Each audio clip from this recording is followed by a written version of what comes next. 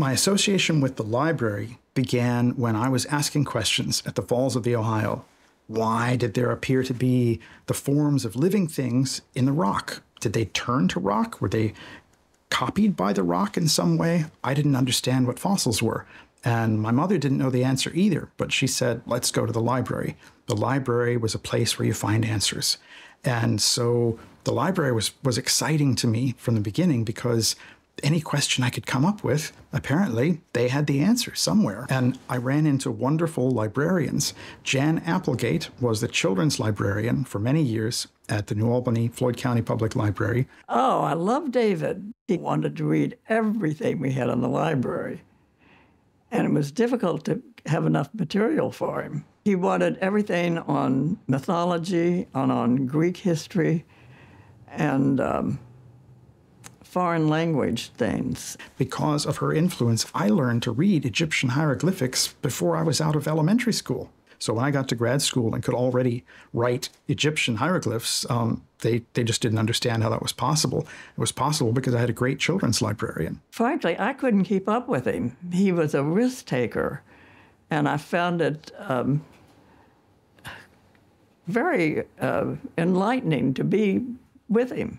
He was like the Indiana Jones, only he was the Indiana Reynolds.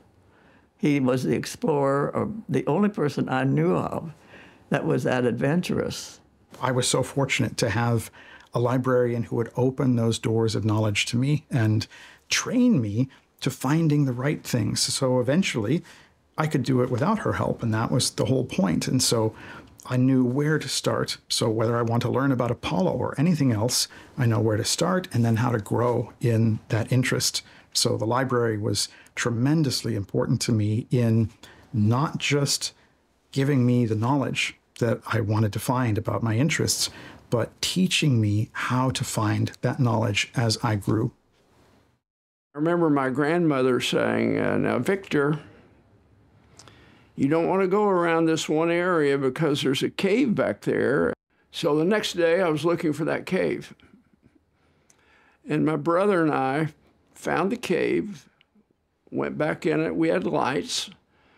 And it wasn't a real big cave, but we got back to the end of it, and there was a big pit. We shined our light, probably 35 to 40 feet down. So we brought ropes in 2 or 3 days later, knotted ropes, and we let ourselves down into that pit. So when we got to the bottom of the pit, we were shining the light all around and shined the light down on the cave pit floor. And I saw some bones, and it was kind of scary because I thought, oh gosh, they almost looked like small human bones. So I picked some of the bones up, and there were some teeth down there too. I picked those up. So we came out of the cave, and I thought, I wonder what those bones are. I didn't know for sure. So I called one of my students that I'd had just a few short years before, David Reynolds. Mr. Megenity was kind enough to give me permission to go and check out this cave that was on property that his family owned. I dropped down into this shaft and find that the floor of the shaft is not rocks. It looked like a bunch of broken up rocks. I pick up one of these pieces and it's bone.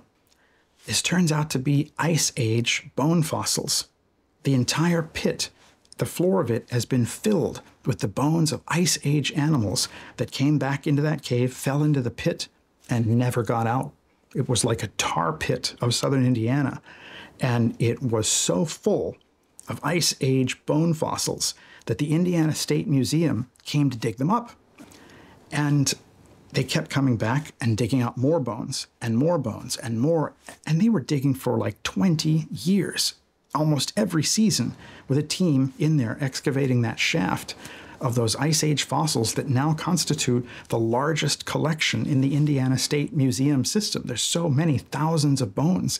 So there's a thrill to exploration that's not like anything else I've ever experienced. I was fascinated by that as a kid, and I got into the real thing as soon as I possibly could, and it's been one of the most rewarding experiences I've ever had as an adult.